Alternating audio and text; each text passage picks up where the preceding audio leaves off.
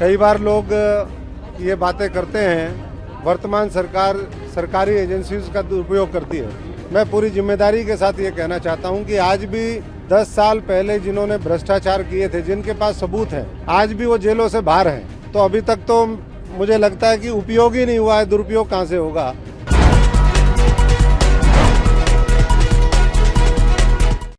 दोस्तों नमस्कार, मेरा नाम संजय मग्गू है और मौजूद है देश रोजाना के डिजिटल मीडिया प्लेटफॉर्म पर। आपसे बात करने चला हूं हरियाणा की राजनीति को लेकर। और हरियाणा की राजनीति में आपसे आज बात करेंगे उस बड़े बदलाव की जो अभी हाल ही में हुआ है, यानी कि शनिवार को।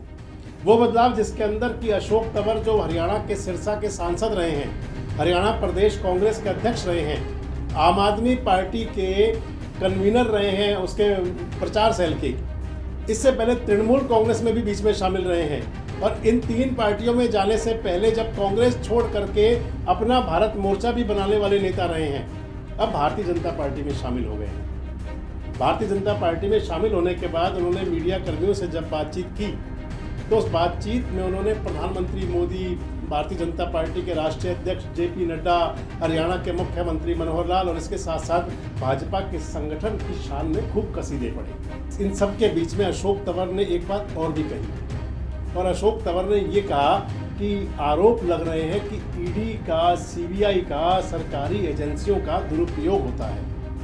अशोक तंवर कह रहे हैं कि इन एजेंसियों का तो सदुपयोग भी नहीं हो रहा और पूरी तरह उपयोग भी नहीं हो रहा।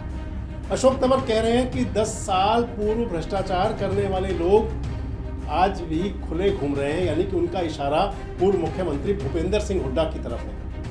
कह रहे हैं कि पूर्व मुख्यमंत्री भूपेंद्र सिंह हुड्डा पर भ्रष्टाचार के बड़े बड़े आरोप हैं, लेकिन वो अब भी जेल की सलाखों से बाहर हैं। पहले आप सुनिए पूरे वीडियो को, आप क्या कह रहे हैं अशोक तंवर मीडिया कर्मियों के साथ बातचीत में। सबसे पहले भारतीय जनता पार्टी के शीर्ष नेतृत्व का, आदरणीय नरेंद्र मोदी जी का, अमित शाह जी का, नड्डा साहब का, मनोहर लाल जी का बहुत बहुत आभारी हूँ कि आज उन्होंने ये मौका मुझे दिया कि मैं भारतीय जनता पार्टी के एक सदस्य के रूप में आने वाले समय में इस देश के निर्माण में हम सब लोग एक अहम भूमिका निभाएं।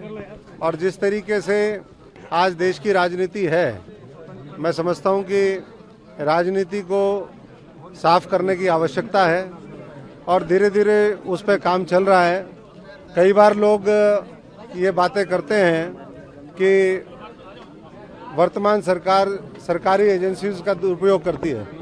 मैं पूरी जिम्मेदारी के साथ ये कहना चाहता हूँ कि आज भी 10 साल पहले जिन्होंने भ्रष्टाचार किए थे, जिनके पास सबूत हैं, आज भी वो जेलों से बाहर हैं। तो अभी तक तो मुझे लगता है कि उपयोग ही नहीं हुआ है, दुरुपयोग कहाँ से होगा। अगर सही से उपयोग होता तो ऐसे सैकड़ों लोग हैं इस देश की राजनीति में जिन्होंने हजारों लाखों करोड़ के घोटाले किए हैं, वो अभी तक जेल के पीछे होने चाहिए थे। और जहाँ तक हमारे संस्कृति और हमारे रामलला जी की बात है, वो लोग जिन्होंने हमेशा विरोध किया, आप सब देख ही रहे हैं कि किस तरीके से आज भी वो राम के नाम पर राजनीति करने वाले हैं।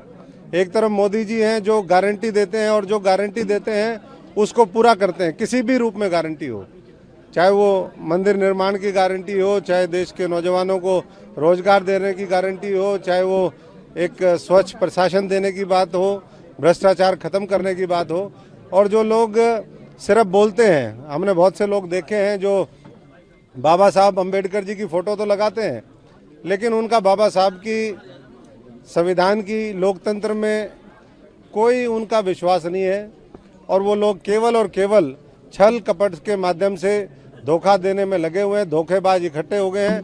और ऐसे धोखेबाजों को 2024 के अंदर जनता, मैं समझता हूं कि सबक सिखाने का काम करेगी। 2019 से बड़ा जनादेश 2024 में मोदी जी के नेतृत्व में आएगा और कमल और मजबूती से खिलेगा। तो आपने सुना कि अशोक तंवर, एक तो रामलला का जो मंदिर, भव्य मंदिर बन रहा है, प्राण प्रतिष्ठा हो रही है, वो सबको लेकर के, सांस्कृतिक विरासत को लेकर के भारतीय जनता पार्टी का यशोगान कर रहे हैं। इसके साथ साथ उन्होंने ईडी और सीबीआई पर जो आरोप लगते हैं उस पर भी कह दिया कि इनका तो सदुपयोग भी नहीं हो रहा। तो क्या अशोक तंवर भारतीय जनता पार्टी में शामिल होने के बाद भाजपा के आला कमान को ईडी और सीबीआई के सदुपयोग की कोई और भी नई उक्ति बताएंगे या कोई और नया भी उसका जरिया बताएंगे कि कैसे सदुपयोग हो सकता है। क्या माना जाए कि अशोक तंवर के भारतीय जनता पार्टी में शामिल होने के बाद हरियाणा के पूर्व मुख्यमंत्री भूपेंद्र सिंह हुड्डा, जिन्हें कि अभी हाल ही में कुछ दिन पूर्व ईडी ने पूछताछ के लिए बुलाया था, उनके बुरे दिन शुरू हो सकते हैं। पर आपको क्या लगता है कि अशोक तंवर के भारतीय जनता पार्टी में शामिल होने के बाद जिस प्रकार की बात कही जा रही है कि अशोक तंवर को पूरे हरियाणा में घूम करके प्रचार करेंगे, तो वो भाजपा के लिए कितने फायदेमंद साबित होंगे? कमेंट्स बॉक्स में आके अपनी प्रतिक्रिया जरूर दें और इस प्रकार के वीडियोस अपडेट्स के लिए हमारे साथ जुड़े रहें। देखते रहें देश रोजाना।